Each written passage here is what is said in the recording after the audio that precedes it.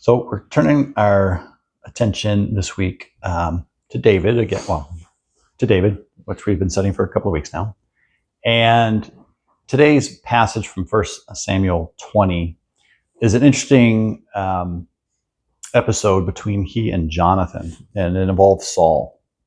But I thought this would be a good opportunity to springboard into a conversation that I don't talk about much. And one of the things that I don't talk about much is sin. And we'll get into, it'll be clear why I don't talk much about sin when we get into the study. But as we look at this passage, we're going to see a couple of particular sins that stand out in unique, not unique ways. In fact, they're very similar ways to the way Jesus was persecuted. David is persecuted in a way that's very similar to the way Jesus was persecuted, and for the same reasons. And that's the point. Like, we've talked about David being this messianic type, this messianic shadow. And the persecution he endures that we read about in this chapter and others gives us a kind of a glimpse into the way Jesus was persecuted. And we're going to turn back and forth between Samuel and the Gospels and kind of get a sense of what's going on here behind the scenes. Because if I asked you this question, and this is the question that we're going to ask today, why was Jesus crucified? Now, we know, well, he died for our sins, right? But if I ask, why did the people who did the crucifying, why did they do it? That's a different question. And that's the question we want to explore today, because the temptations they face, the temptations Saul is facing and others in this passage, are the same temptations we all face. And so we want to look at David as a messianic type. We want to compare that to the passages we read in the New Testament and see what's going on behind the scenes. What kind of sins are people dealing with in this narrative? And then understand that these are just people, and we all face the same temptations. None of us are above it. Of course, as we're talking about sin, I want to be clear that we're not talking about overcoming sin so that we can get something from God. Right? That is, by definition, the old covenant. It is by definition transactional. If you do this, then God will do that. And so when we talk about overcoming sin, we're not talking about how do we get something from God that is outside the scope of the new covenant. Rather, we're talking about how do we live in the blessings that God has already given us. Right? It's a different way of thinking. It's not overcoming sin in order to get something from God. It's overcoming temptation, overcoming sin, so that we can live in the fullness of joy and peace that He's already offered to us. Okay, so it's not a transactional way of thinking or even living. It's certainly not a transactional way of relating to God. So we got to put that idea foundational before we jump into it.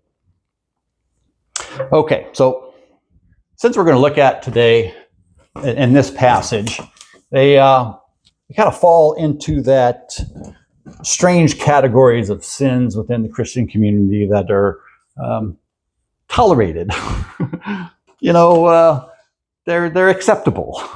They're not they're not these cardinal sins. And again, in the Christian culture at large today, we're talking about pride, envy, and apathy. We're going to see these play out in today's story. And now, in the medieval church, these are some of the 7 deadly sins, and we're not going to get sidetracked too much in that whole concept.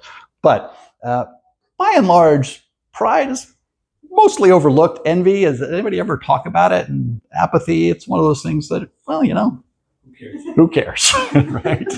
Exactly. All right, so let's read the passage today, and we're going to use that as our backdrop for discussion. And so I'm reading from 1 Samuel 20. We're going to go through the whole chapter. It'll take a couple minutes. There's a lot of real estate devoted to this story. This is between David and Jonathan mostly. So David fled from Naioth and Ramah, where he had gone to live with Samuel after Saul tried to kill him that second time. And he came back and he said before Jonathan, "What have I done? What is my guilt? What is my sin before your father that he seeks my life?" And Jonathan said to him, "Far from it, you shall not die. Behold, my father does nothing, either great or small, without disclosing it to me. Why should my father hide it from me? It's just not so." But David vowed again, saying, "I promise, your father knows well that I have found favor in your eyes, and he thinks, don't let Jonathan know this, lest he be grieved. But truly as the Lord lives and as your soul lives, there's but a step between me and death. Then Jonathan said to David, well, whatever you say, I'll do for you. So David said to Jonathan, all right, behold, tomorrow is the new moon, and I should not fail to sit at the table with the king, but let me go that I may hide myself in the field till it is the third day at evening. And if your father misses me at all, then say, David earnestly asked leave of me to run to Bethlehem, his city, for there is a yearly sacrifice there for all the clan. And if he says good, it'll be well with your servant. But if he's angry, then know that harm is determined by him. Therefore, deal kindly with your servant, for you have brought your servant into a covenant of the Lord with you. But if there is guilt in me, kill me yourself, for why should you bring me to your dad? And Jonathan said, far be it. If I knew that it was determined by my father that harm should come to you, would I not tell you? And then David said to Jonathan, who will tell me if your father answers you roughly? And Jonathan said to David, come, let's go out into the field. So they both went out into the field. And Jonathan said to David, the Lord, the God of Israel, be witness. When I have sounded out my father about this time tomorrow, or the third day, behold, if he is well disposed toward David, shall I not send and disclose it to you? But should it please my father to do harm, the Lord do so to Jonathan more also, if I don't disclose it to you and send you away, that you may go in safety. May the Lord be with you as he has been with my father. If I'm still alive, show me the steadfast love of the Lord, that I may not die. And do not cut off your steadfast love from my house forever, when the Lord cuts off every one of the enemies of David from the face of the earth. And Jonathan made a covenant with the house of David, saying, may the Lord take vengeance on David's enemies. And Jonathan made David swear again by his love for him, for he loved him as his own soul. Then Jonathan said to him, tomorrow is the new moon, and you will be missed, because your seat will be empty. And on the third day, go down quickly to the place where you hid yourself when the matter was at hand, and remain beside the stone heap. And I will shoot 3 arrows to the side of it, as though I shot at a mark. And behold, I will send the boy, saying, go and find the arrows. If I say to the boy, look, the arrows are on this side, you take them, then you are to come. For the Lord's live, it is safe for you, and there is no danger. But if I say to the youth, look, the arrows are beyond you, then go, for the Lord has sent you away. And as for the matter of which you and I have spoken, behold, the Lord is between you and me forever. So David hid himself in the field. And when the new moon came, the king sat down to eat food. And the king sat on his seat, as at other times, on the seat by the wall. And Jonathan sat opposite, and Abner sat by Saul's side, but David's place was empty. Yet Saul did not say anything that day, for he thought, something has happened to him. He's not clean. Surely he's not clean. But on the second day, the day after the new moon, David's place was empty. And Saul said to Jonathan, his son, why has not the son of Jesse come to the meal, either yesterday or today? And Jonathan answered Saul, David earnestly asked leave of me to go to Bethlehem. He said, let me go, for our clan holds a sacrifice in the city, and my brother has commanded me to be there. So now, if I have found favor in your eyes, let me get away and see my brothers. For this reason, he has not come to the king's table. Then Saul's anger was kindled against Jonathan. He said to him, you son of a perverse, rebellious woman, which is not really what it says, but that's been translated for polite society. Do I not know that you have chosen the son of Jesse to your own shame and the shame of your mother's nakedness? For as long as the son of Jesse lives on earth, neither you nor your kingdom shall be established. Therefore send and bring him to me, for he shall surely die. Then Jonathan answered Saul his father, why should he be put to death? What has he done? But Saul hurled his spear at him to strike him. So Jonathan knew that his father was determined to put David to death. And Jonathan rose from the table in fierce anger and ate no food the second day of the month, for he was grieved for David, because his father had disgraced him. And in the morning, Jonathan went out into the field to the appointment with David, and with him a little boy. And he said to the boy, run and find the arrows that I shoot. And as the boy ran, he shot an arrow beyond him. And when the boy came to the place of the arrow Jonathan had shot, Jonathan called after the boy and said, is not the arrow beyond you? And Jonathan called after the boy, hurry, be quick, do not stay. So Jonathan's boy gathered up the arrows, came to his master. But the boy knew nothing, only Jonathan and David knew the matter. Jonathan gave his weapons to the boy and said to him, go, carry them to the city. And as soon as the boy had gone, David rose from beside the stone heap and fell on his face to the ground and bowed 3 times. And they kissed one another and wept with one another, David weeping the most. And Jonathan said to David, go in peace, because we have sworn, both of us, in the name of the Lord, saying, the Lord shall be between me and you, and between my offspring and your offspring forever. And he rose and departed, and Jonathan went into the city. All right, so there's a lot of real estate given to this story. There's a lot we could dive into, but we're going to use this as the springboard to compare the persecution David endures from Saul and others, and persecution Jesus endured. So we asked the question, why was Jesus crucified? First answer I want to explore is 1 Samuel 18, verse 8 and 9. We saw this a few weeks ago. It said this: Saul was very angry, and the saying displeased him. He said, they have ascribed to David 10,000s, and to me they have ascribed thousands. What more can he have but the kingdom? You remember this when after David had killed Goliath, all the women came out of the city singing David's praises. David's killed his thousands, Saul has killed his thousands, to which Saul replied, what more can he have? And Saul eyed David with suspicion from that day forward. Okay, so how does that compare with the Gospels? John 3. Let's look at John 3:19. Jesus is speaking to Nicodemus. Jesus said, this is the judgment. The light has come into the world, and people love the darkness rather than the light, because their works were evil. For everyone who does wicked things hates the light and does not come to the light, lest his works should be exposed. All right, let that sink in. The light has come into the world, but men prefer the darkness. Saul hated David. What did David do that Saul hated so much? He looked better than him. He didn't just look better than Saul, he did better than Saul. What did David do wrong in the eyes of...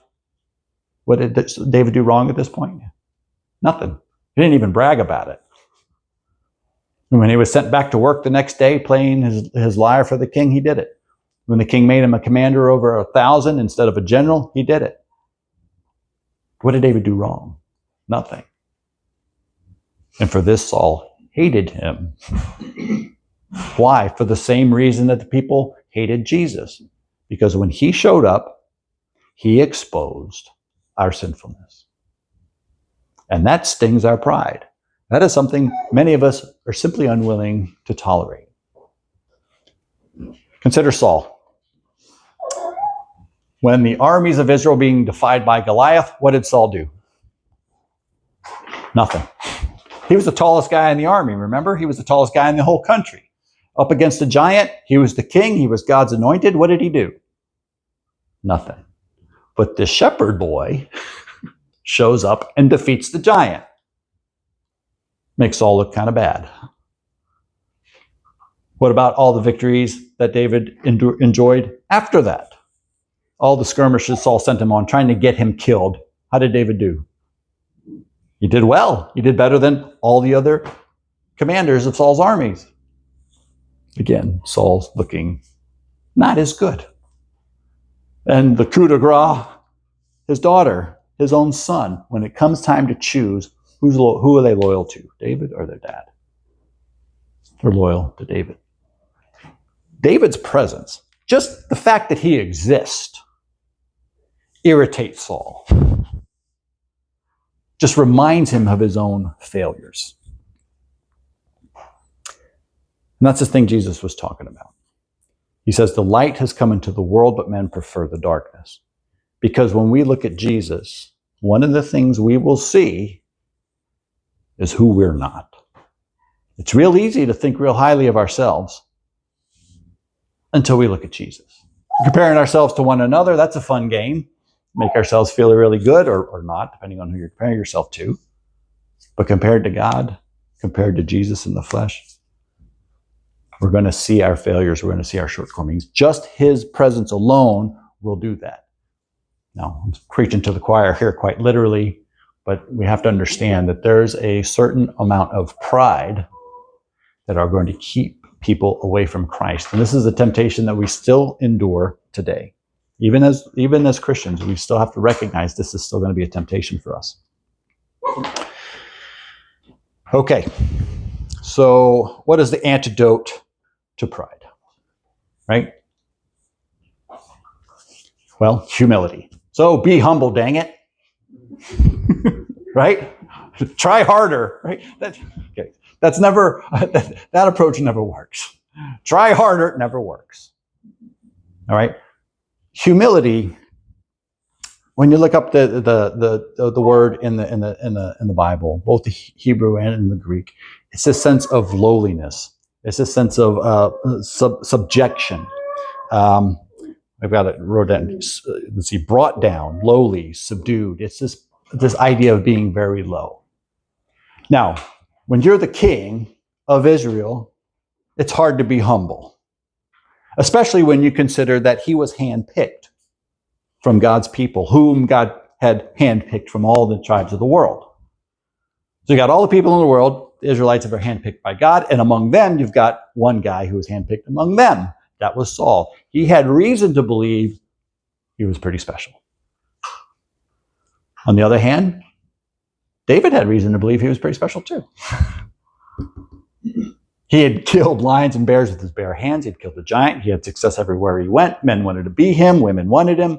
Like, this guy had plenty of reason to think more highly of himself than he ought to. How did he stay humble? Well, remember when I said the light has come into the world and revealed our wickedness? Yeah, how do we stay humble? We stay humble by looking at God. You know, we looked at one of the Psalms David wrote during this season, this period of his life where he was running for his life when the murder squads came to his home. One of them was Psalm 59, another one was Psalm 11. I wanted to read that one for you. It's real short, 7 verses. In the Lord I have taken shelter. How can you say to me, flee to the mountains like a bird? For look, the wicked prepare their bows and put their arrows on the strings and shoot in the darkness at the morally upright. When the foundations are destroyed, what can the godly accomplish? The Lord is in his holy temple. The Lord's throne is in heaven. His eyes watch, his eyes examine all the people. The Lord approves of the godly, but he hates the wicked and those who love to do violence.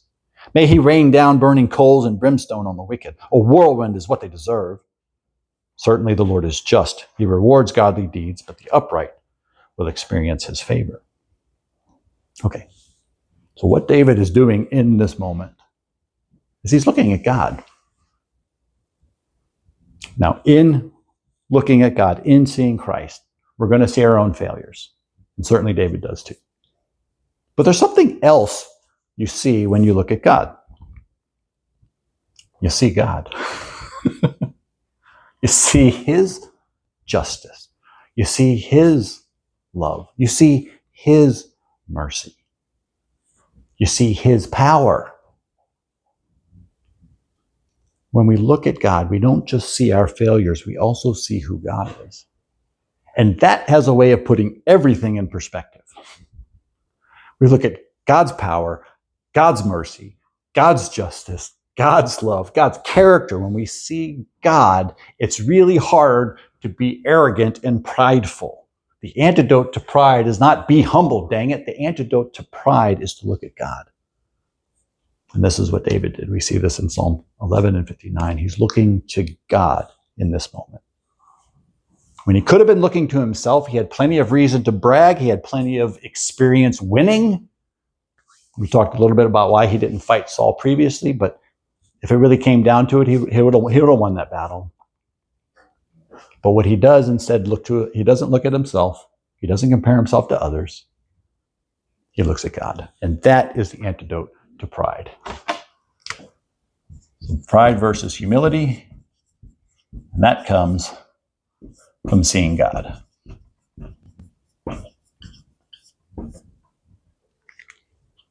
Okay. All right, let's talk about another one. Let's talk about envy. This is verse 30 of chapter 20. We're in 1 Samuel still. Saul's anger was kindled against Jonathan. He said, basically, you stupid son of a... don't you know what you have chosen?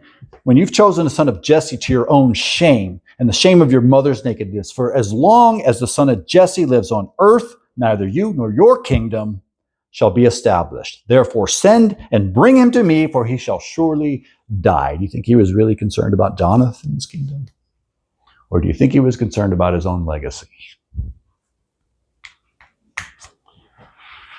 David had the potential. He had the popularity and the power to overthrow Saul. And certainly Saul was afraid of this. When David finished off Goliath, Saul eyed him with suspicion, right? Because he thought this guy could take the throne away from me. So yeah, there's some fear that Saul was going to lose what he had, but there was also the envy that David had something Saul didn't. And again, envy is one of these things that doesn't get talked about much. But wanting what somebody else has, the Bible calls it covetedness. That's a word we just don't hear outside of church. But it's basically envy, wanting what belongs to someone else. And this is what Saul was living with. And other than making himself miserable, it turns out it makes a lot of other people miserable too. And how does that compare with Jesus? Actually, very well. Consider this from Matthew 21. Jesus is giving a parable. Let me go ahead and read the parable. This is Matthew 21, starting in verse 33. This is a parable Jesus is telling. He says, "Here another parable. There was a master of a house who planted a vineyard and put a fence around it and dug a wine press in it, built a tower and leased it to tenants and went into another country. When the season for fruit drew near, he sent his servants to the tenants to get the fruit. And as the tenants took his servants and beat one, killed another, and stoned another. So again, the landlord sent other servants, more than the first, and they did the same thing to them. Finally, he sent his son to them, saying, 'They will respect my son.' But when the tenants saw the son, they said to themselves, 'This is the heir. Come, let us kill him and have his inheritance.' And they took him and threw him out of the vineyard and killed him." Okay, the parable Jesus gives about why he was killed is because they wanted his inheritance. They thought if they got him out of the way, they could keep it for themselves. It's exactly what's going on in Saul. Samuel, the prophet, had already come to Saul and said, "God has torn the kingdom from you and given it to someone better than you." In Saul's mind, who else could that be but David? He's putting it together. Eventually, he's figuring it out. God has taken it from you and given it to someone better than you. And Saul's trying to hang on to it. So he says, if I kill this guy, I can keep my legacy. And Jonathan will carry on my legacy. It's envy. It seems so simple. But you take it to its logical conclusion, it is literally deadly. So what's the antidote to envy? Well, content. Same thing. Just be content with, be happy with what you got. You know, I'll give you something to cry about. How do we cultivate contentment? Try harder? No, again, we talked about this a few weeks ago in our study of Philippians. Philippians 4, Paul said this. He said, I can do all things through Christ or through him who strengthens me. So Paul is content. Now, what did Paul do to be content? I can do all things through Christ, through him who strengthens me. Again, this was very specific to being content in all circumstances, both the good times and the bad times. Now, what was it about Paul that he learned to contentment? What was the secret? We talked about this a few weeks ago. Anybody remember? The secret of contentment was his relationship with God. It was a relationship with God. We talked about how contentment or discontentment reveals to us when we're discontented. It reveals that there's something essential that's missing. Something we don't just want, but something we need. Something essential that is missing. And our relationship with God provides those essential things. Those essential things being love, acceptance, meaning, and purpose. It makes a nice acronym here, LAMP, makes a lamp. Easy to remember. Love, acceptance, meaning, and purpose. Our relationship to God fills us in a way that the material world simply can't do. It meets us essential needs of our humanity. And of course, this is hard to do. It's hard to come to God and have this kind of relationship if we don't really believe that he's forgiven us. right? So when we look at God, when we see God and we see his grace and his mercy, we see his goodness, his justice, yes, but also his love and what that love has accomplished, that we see him as he is, that opens the door for authentic relationship with him. Relationship that, of course, is based on his grace, because when we see him, we see our failings. So we're not painting over our sin. We're not ignoring that we've done, the wages of sin is death. We're not ignoring that. But we're also seeing God's character, God's love, God's mercy. And that opens the door for a relationship. An authentic relationship with God on the basis of who he really is the foundation for contentment. And so just be happy with what you got. Just swallow that bitter pill. That's not really the solution. It might work for some short time. But true transformation, true contentment comes from being authentically fulfilled in a meaningful and lasting way, and that only comes through God. That only comes through a relationship with God.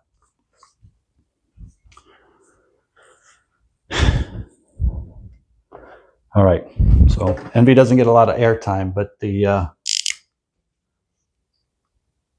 antidote to envy is contentment, which is relationship with God.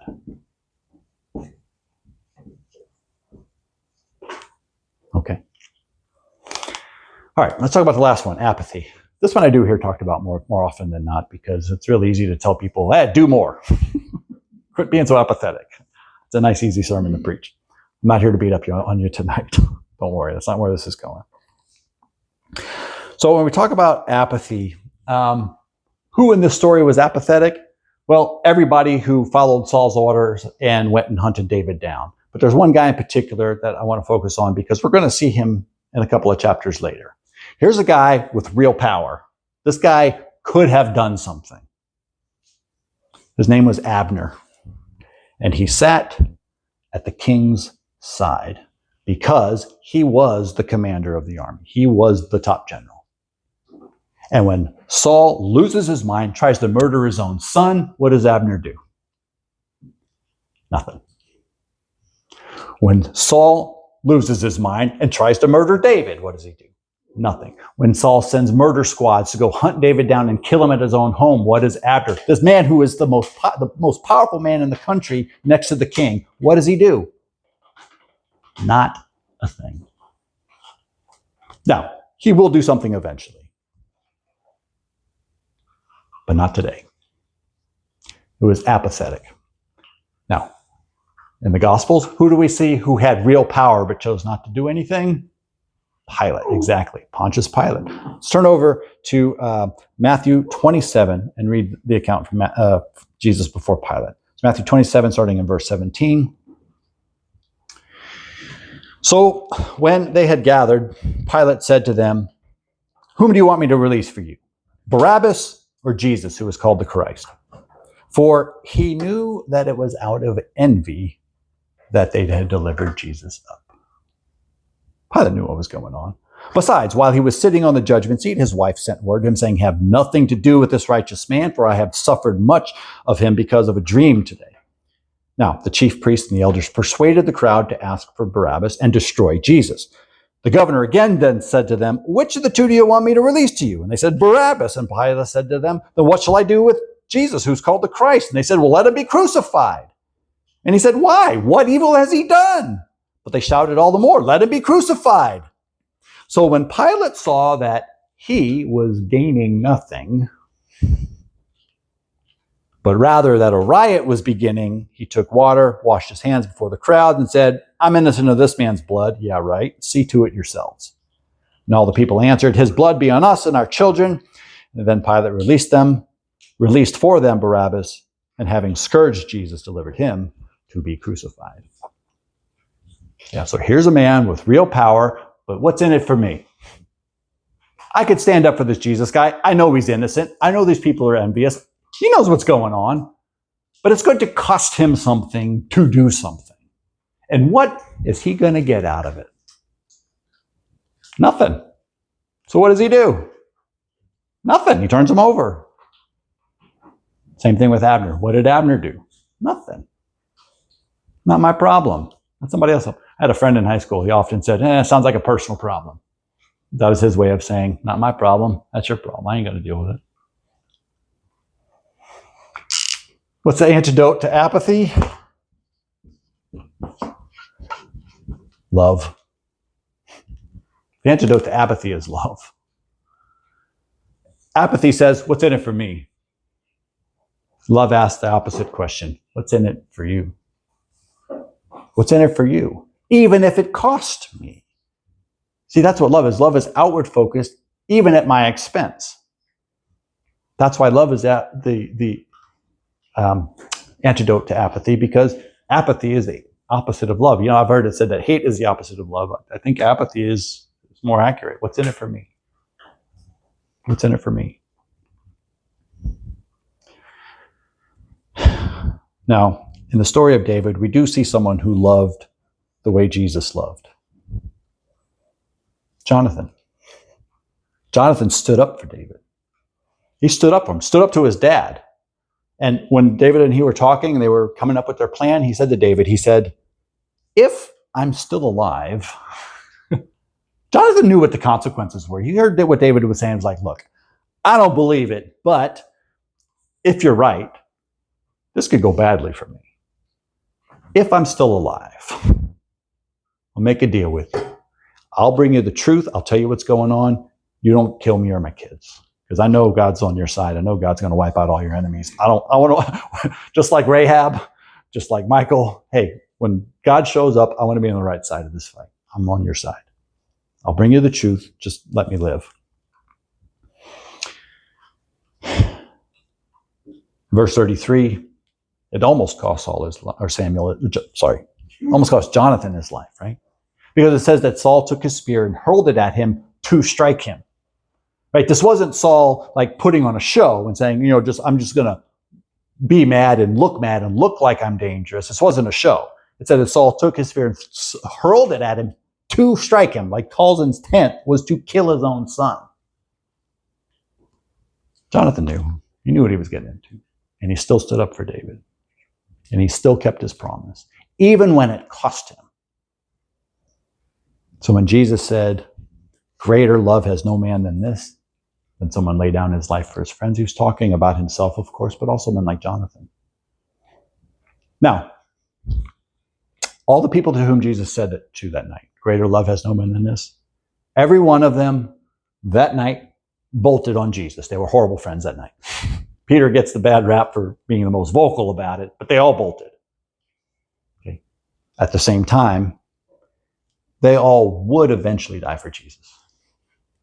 They would eventually die for him. Because love is something that grows. And how does it grow? It grows in relationship. And how do we enter into a relationship with God? By looking at him and seeing him for who he is. You see, the antidote to sin, whether it's pride or envy or apathy, the antidote is not try harder.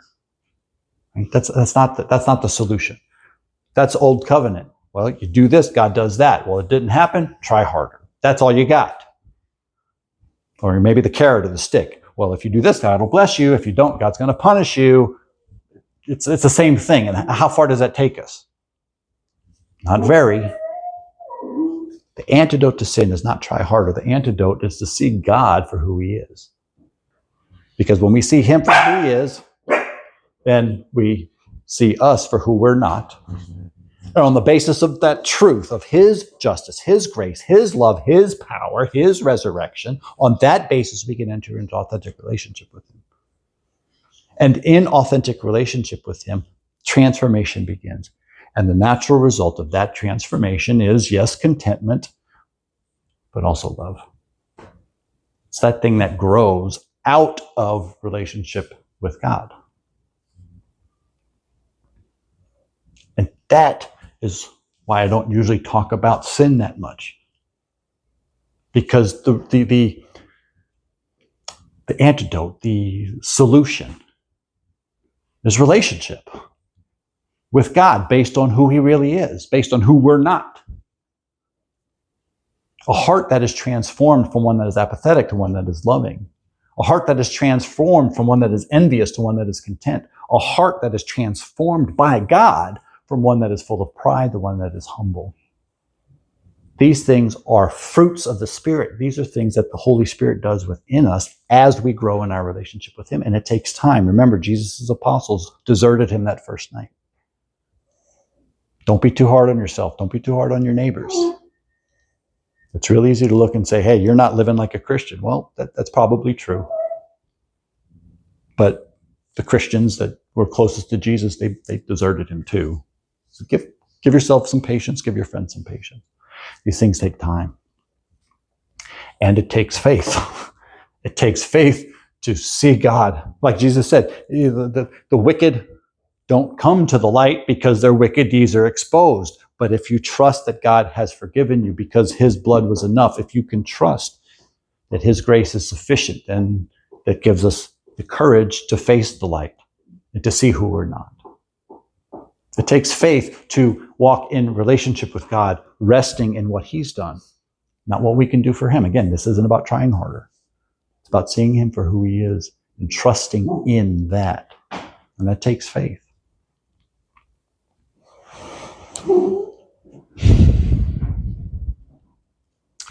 All right, so in conclusion, David was being persecuted in some very specific ways here that correlate very well with the ways Jesus was persecuted. And in the Gospels, we are given explanations for why the people did what they did. And we see not only why the people persecuted Jesus, but also why they then persecuted David. And looking at people on either side of the biblical narrative, we can see ourselves. None of us are above temptations here. Okay?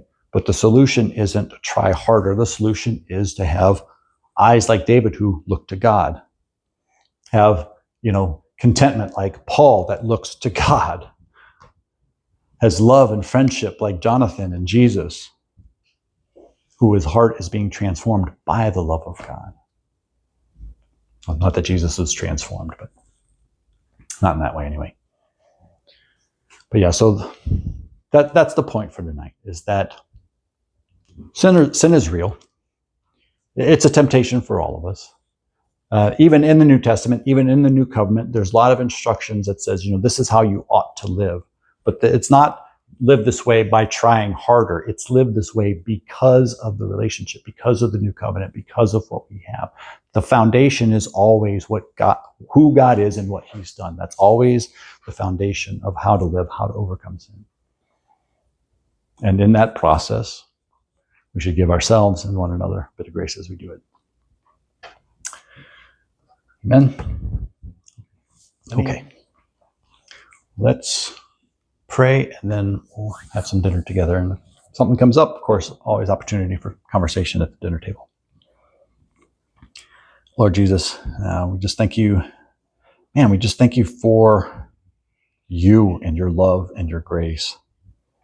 And it's hard to get our minds around it, Lord.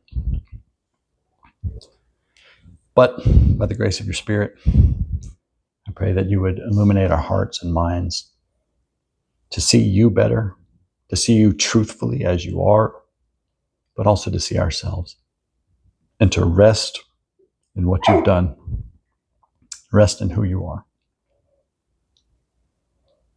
Lord, and I just pray that we would be gracious to the man in the mirror and gracious to those in our homes, gracious to those in our communities, as we're all coming to a better understanding of who you are and what you've done on our behalf and what that means. It doesn't mean we just go live and indulge the flesh. We do have freedom, Lord, but that's not why you gave it to us. But we also have the freedom to be free, to live in the peace and joy that only comes in relationship to you. And so I pray that's what we would seek first and foremost. Amen.